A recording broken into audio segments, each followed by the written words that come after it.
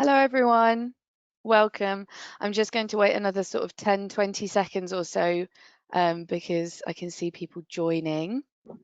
It's just turned 12:30 here in the UK. I'll start in a moment. I should say actually a little bit of admin. There's a Q&A functionality. So if you have any questions at all throughout this webinar, please just put them in the Q&A box and hopefully we'll have some time at the end to answer your questions. Okay, let's kick off. It's 31 minutes past. So welcome to this bite-sized peer review week webinar on co-review. I'm Laura Feetham-Walker and I'm the reviewer engagement manager here at IOP Publishing. And I'm really excited to be here today to talk with you about our new co-review functionality, which allows multiple people to collaborate on one peer review report, with everybody receiving recognition and reward for their work. So first of all, I'm going to talk really briefly about what co-review is, why we implemented this change, and some of the data and insights that we've collected over the first few months of co-review. And I'm also joined today by Manual Glöckler, who you can see. And Manuel is a PhD student at the University of Tübingen, who was one of the first people to actually use our co-review functionality. Manuel collaborated on a review with his supervisor and another colleague. So I'm going to chat with Manuel later in maybe about 10 to 12 minutes, and I'm going to ask him a few questions about his experience. So that's what we're doing today. So speaking about co-review, I wanted to start by talking about why did we even want to address this issue in the first place? How did we know that this was a problem? There are some peer-reviewed studies out there on this topic, which show that very often PhD students and postdocs and other early career researchers are quite frequently asked by their supervisors to write peer review reports on their behalf. So this is a 2019 study by McDowell et al. It was published in eLife, and they looked at this problem specifically. And here you can see the responses that they received to the two survey questions that they asked. They asked early career researchers, first of all, to your knowledge, did your PI ever withhold your name from the editorial staff when you served as the reviewer or co-reviewer? And actually, in response to that question, only 23% of people said that they knew for a fact that when they co-reviewed or ghost wrote a review report for a senior colleague, their name was provided to the editor. Similarly, when the researchers asked, to your knowledge, did your PI ever submit your reports without editing your work? 17% of people said that their work was submitted completely unedited by their senior colleague. So, you know, there's data out there and objective data out there showing that this is an issue, but more broadly, we just know. This is one of these things in academia that is a little bit of an elephant in the room. Historically, people don't really talk about this out in the open. The Master Apprentice model is still going very strong in academia, and it's just a bit of an unwritten rule that senior researchers pass on their reviewing projects to their junior colleagues. And there's nothing fundamentally wrong with that. The junior colleague gets experience in reviewing, and the senior researcher gets kind of some help with the workload of peer review. And so, you know, everyone's a winner. Or that would be the case if everyone was actually getting recognition for their work and if the junior co-reviewer is genuinely being trained and developed in this really important career skill. Okay, so what did we do? Well, first of all, we defined co-review. We defined it as a functionality that allows two or more people to collaborate on a co-review report. The reason or more is there in brackets is because in the first week that we launched this functionality, and Manuel, this is what Manuel was involved with, we had one senior reviewer who wanted to co-review with both of his PhD students. And so we actually had 3 people working on the same report. So we can do that within our co-review system, that's absolutely fine. We did have a conversation internally though about sort of how many people is too many to work on one peer review report. And we drew the line at 3 co-reviewers. We thought that there was a potential that too many people trying to contribute might actually cause problems. So the maximum co-review capacity is 3 per report. We started with a trial on 6 of our journals. We learned a lot from that trial. We actually tried 2 different methods of doing this within our submission system, and we found one of them to be far superior to the other. We also asked anyone who took part in that trial as a co-reviewer to give us their feedback, and we got a lot of pointers from our community about how to improve the process. So a couple of months ago, we rolled out our improved functionality across all of our journals. I'm going to be completely honest here and say it is not a beautiful, seamless, smooth process. It's not perfect, but it does work, and we've had some really good feedback about it from our research communities. We are actually in the process of building a new submission system with an external company, and our hope is that one day we will have a really smooth way of doing this, where co-reviewers can kind of more actively collaborate online with one another, and where the manuscript appears in both of their accounts. But rather than sort of waiting for the day that might come, we decided to use the tools that we already had at our disposal to build something functional, if imperfect, for our communities. Here's how it works. We invite Professor X to review. They decide to co-review with, for example, one of their postdocs. I should say that actually this is how it works sort of 90% of the time, with whether someone's senior almost delegating with co-review to someone more junior. But sometimes we also invite someone a little bit more junior to review, and they decide they don't quite have the confidence, so they upwardly delegate to their professor as a co-reviewer. And we've also had instances where 2 maybe middle career researchers with complementary expertise decide to co-review together so that they can tackle kind of multiple aspects of the paper together. But usually it's someone senior nominating someone more junior to co-review. They are asked to give us the name and the email address of their co-reviewer, and they do not receive the manuscript at this point. So this is an important part of the system. That person does not receive the manuscript. The manuscript is sent to their co-reviewer, and if the co-reviewer accepts, they are asked to collaborate offline. Both people in this process are given kind of clear instructions about how we would like them to work together on the co-review and how they can make this process as smooth as possible. The reviewers collaborate offline, and the review is submitted via the junior co-reviewer's Scholar One account. That's the secondary co-reviewer. And that means that very directly that junior co-reviewer can get recognition for their work, but also in terms of things like Web of Science Reviewer Recognition Service, formerly known as Publons, both reviewers, we have a process by which both reviewers do get recognition in Web of Science Reviewer Recognition Service. So why do we think this is a great thing? So first of all, the junior co-reviewer is now in our peer review database. We can invite them to review again. Both of the reviewers receive external recognition for their work.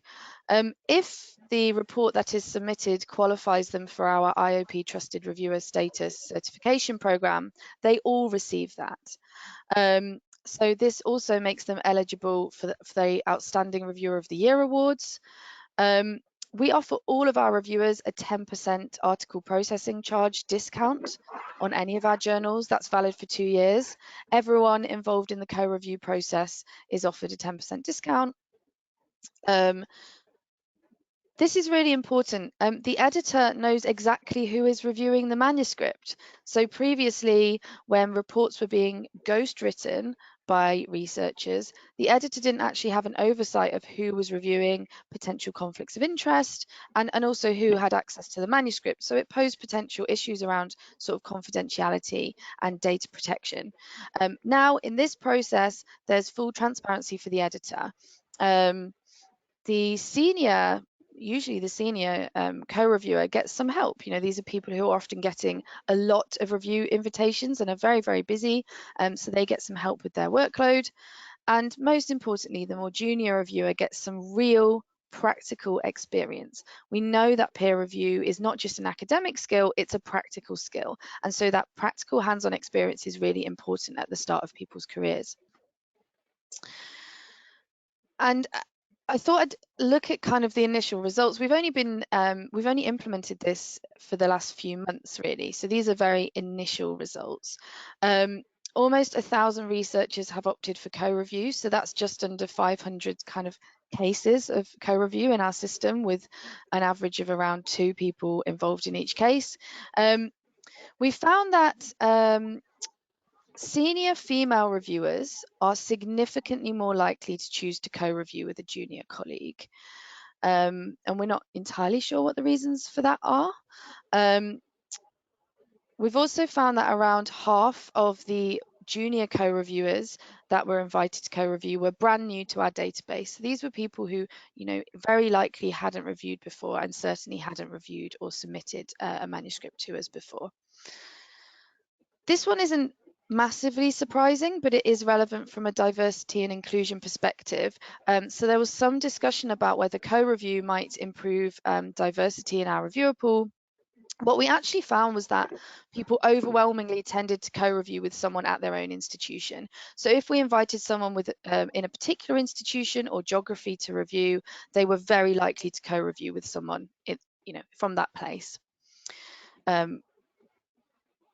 So the average quality of the peer review reports that we received from co-review is incredibly high. This makes so much sense. You have 2 or more people working together on that report. They're pooling their expertise and their time. Our editorial teams evaluate all of the peer review reports we receive on a scale of 1 to 5, with 5 representing an outstanding review, which is very, very detailed and very helpful. The average score generally across all of our reviews is 3.16, but for co-review reports it's 3.59, and that is a significant elevation in that score. And finally, those senior female reviewers who were more likely to choose to co-review were also more likely to co-review with a male junior colleague.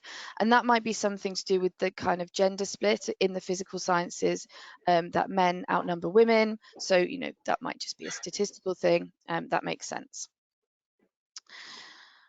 And finally, just a little bit of feedback from the community. We've had quite a lot of feedback.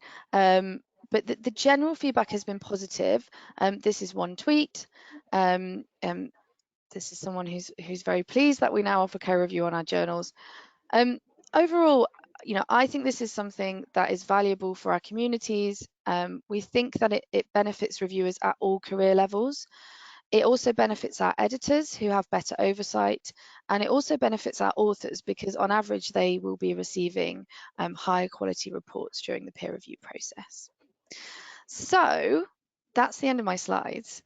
That was kind of a whistle-stop tour of co-review. I'm going to stop sharing now, and I don't know if that's worked. I don't know if I've stopped sharing. Hopefully I have. No. I'm going to ask for some help from Lucy. It works. It's worked. Apologies, everyone. I'm now going to ask Manuel a few questions. Thanks, Manuel. Welcome. First of all, I'm going to ask you, you were among the first people to take part in co-review at IOP Publishing, and you actually co-reviewed with 2 other people. So could you talk a little bit about how this sort of came about? Yeah, hi. I'm Manuel.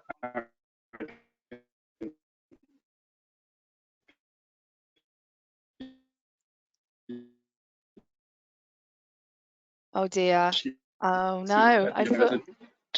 University of Tübingen. I'm now in my 2nd year, just started. Apologies, Manuel. I think your connection just went, but you're back. Yeah. Go again. I'm back. Sorry. Yeah. You are back. When it stopped, like the whole answer. Yeah. Start from the top. Like how the process came about.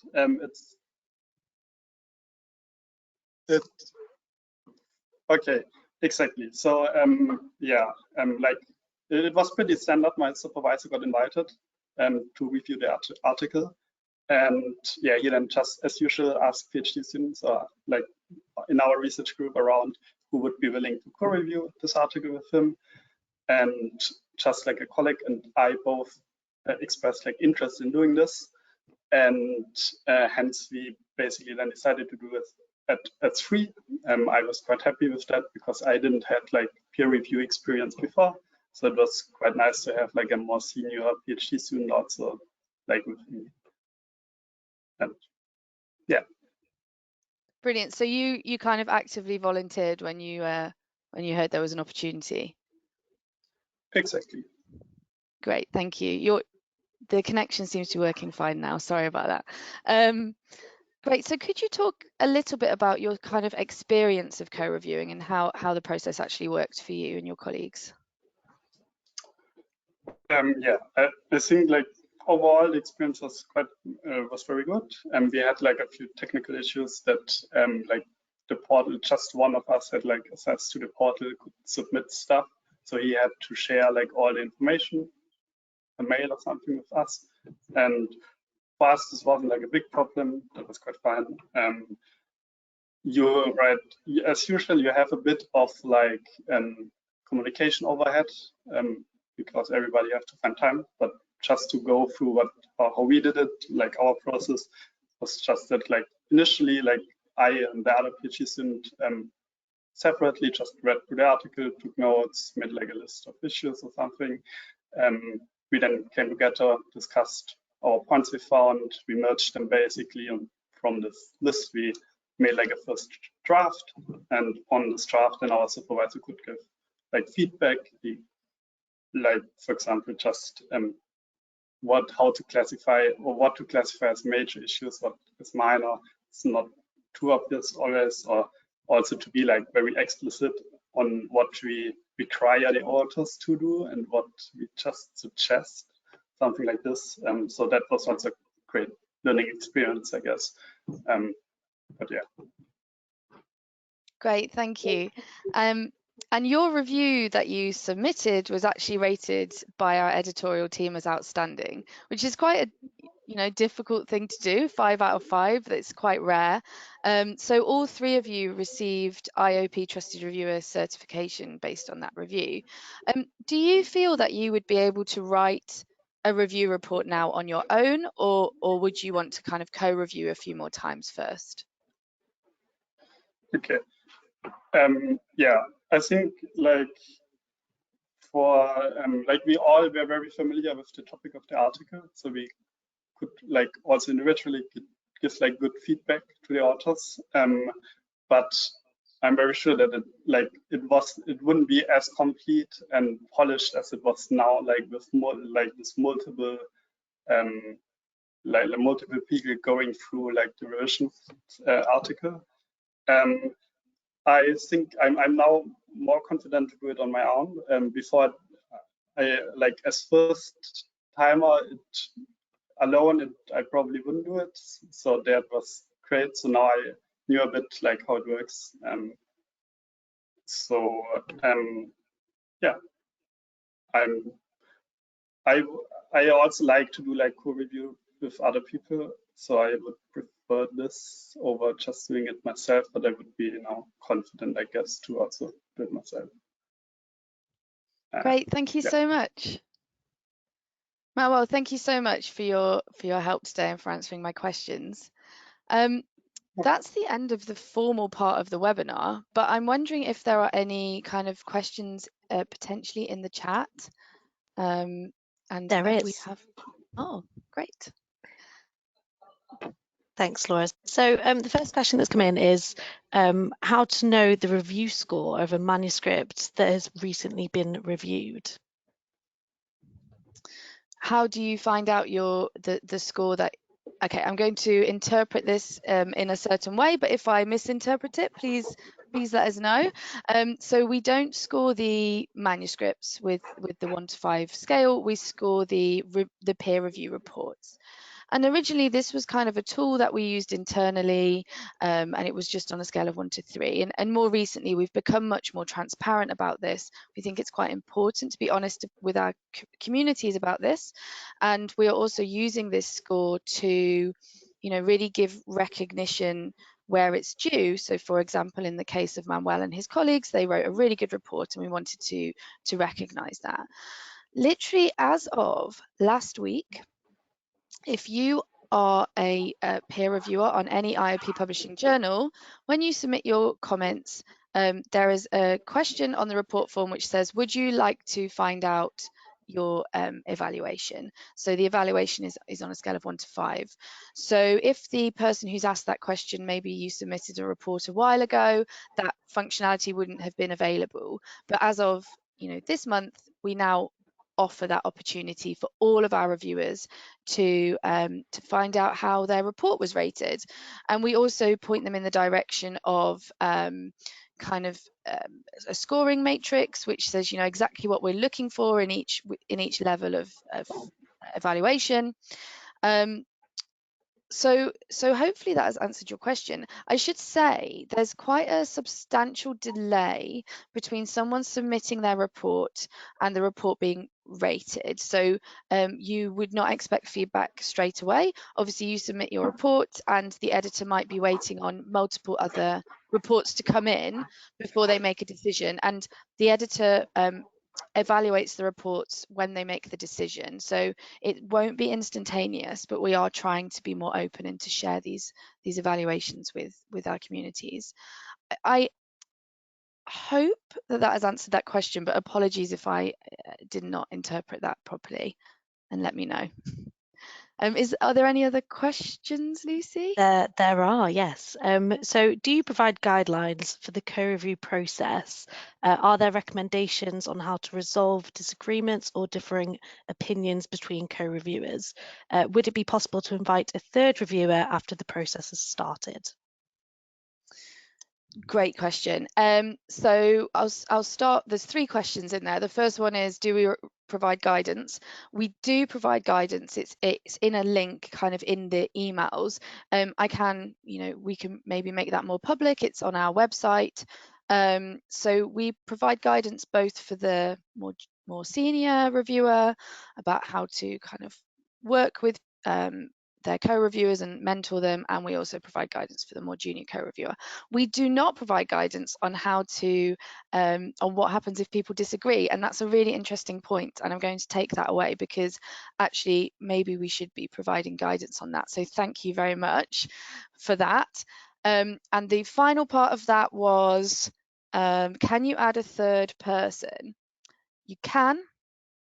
Please email the editor. So what will have happened is that someone's received an invitation, they've nominated someone else, that person has been invited, and then the 2 of you realize, oh, actually we want to get this other person on board. Maybe they've got complementary expertise.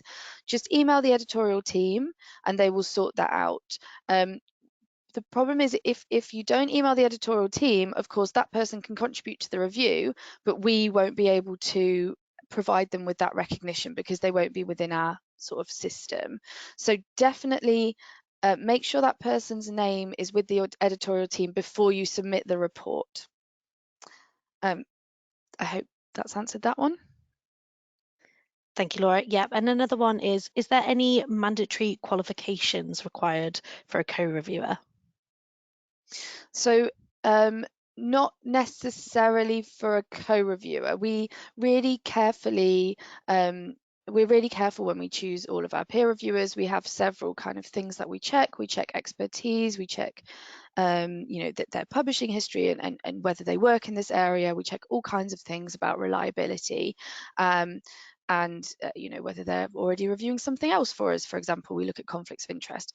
Once we've done that and invited someone, if they decide to actively co-review with someone else and collaborate, then we don't put any boundaries on that, other than that they should be completely transparent about who they're collaborating with. We do check for conflicts of interest. That's the only thing that we would check for with a co-reviewer. So if we felt that the suggested co-reviewer, maybe they work at the same institution as one of the authors, then that's the one time that we would not invite that co-reviewer to review. But usually they're at the same institution as the original reviewer, so the kind of the conflicts of interest don't vary hugely. Yeah. Great, thank you. There is a couple more questions, but they might be best to answer after the webinar. So if you would like to ask any more questions, or there's a few that have come directly to us, you will be sent a follow-up email with an email address on. If you'd like to send your questions to that email address, I can send them on to Laura and we can respond to you via email. Are you okay with that, Laura? Definitely, yeah. And yeah, if there's any kind of more specific questions about, oh, I reviewed this particular paper, can I have my score, anything like that, we won't answer those now, obviously, but I will definitely get back to you after this webinar. Great, thank you. Well, thanks very much, everyone, for listening. And thank you so much, Manuel, for joining us and sharing your experiences. Great. Thank you. Goodbye.